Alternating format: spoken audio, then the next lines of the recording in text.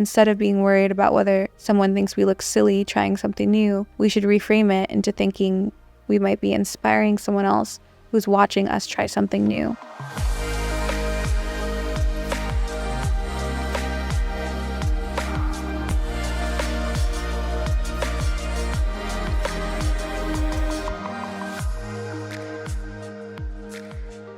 Welcome back to On the Horizon. This is Melrose Michaels. I am your host, and I'm here to share what's worked for me in building my adult creator business to try to make building yours just a little bit easier.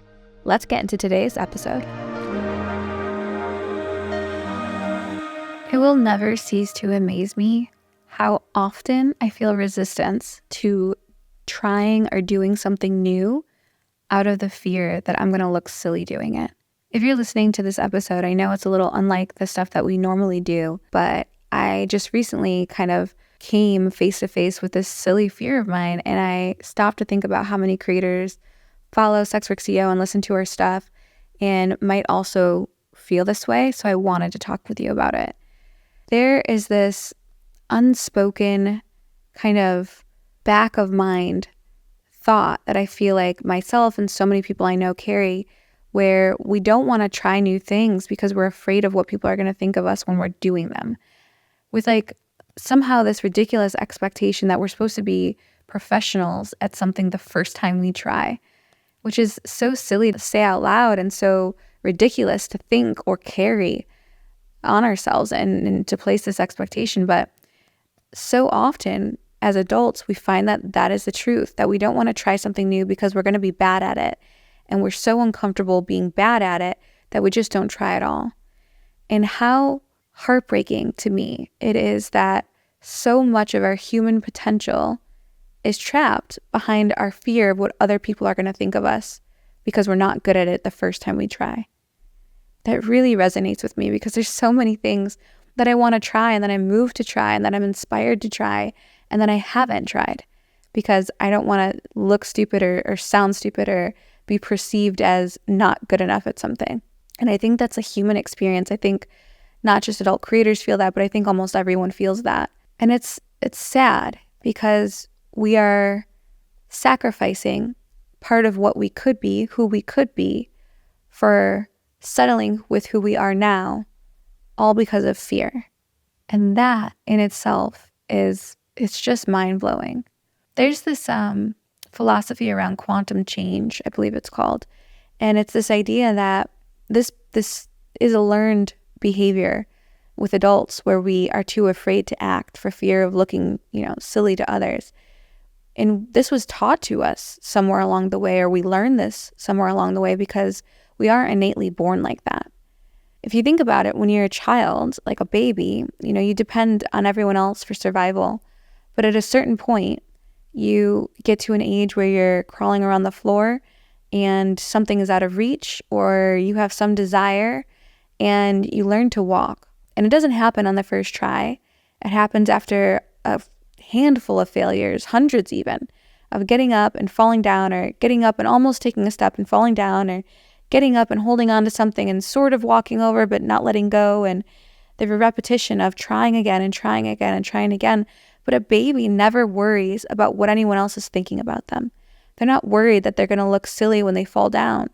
And they're not worried about what people are thinking when they get back up. And somewhere along the path to adulthood, we lose that. We lose that fearlessness about what everyone around us perceives us as. But if we had that as a child, we would have never learned to walk. We would have never learned to speak. We would have never learned to read or to try or do anything. So it's really this learned fear along the way because, as humans genetically and from an evolutionary standpoint, you want to fit in with the pack. You have a need to be accepted by your community and by society. There's social norms we adhere to, and it's part of how we survive as a group because we're much stronger in terms of survival as a group than on our own. But you have to almost rein back that fear of being an individual within the community, because an individual has to stay authentic and sincere to their individuality. And part of that is pursuing the things that drive you creatively or inspire you. And we can't be afraid about what everyone thinks of us in that process. We just have to take the chance and try. Because if we don't, the only alternative is we remain where we are, and we have to accept that for the rest of our lives. And that's a hard pill to swallow, if you ask me. There are so many things that I hope to achieve as an adult creator. I hope to achieve in business in general. And I hope for other people that listen into our stuff also are moved to chase and to achieve. But in order to take the first step in that direction, we have to be willing to fail. We have to be willing to look silly.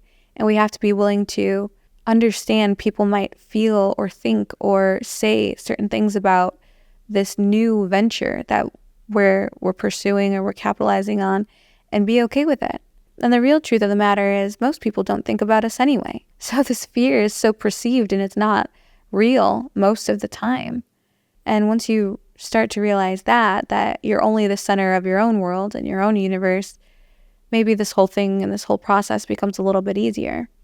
Because after all, I don't often think of other people trying new things and think, ugh, how silly they look. In fact, I never think that.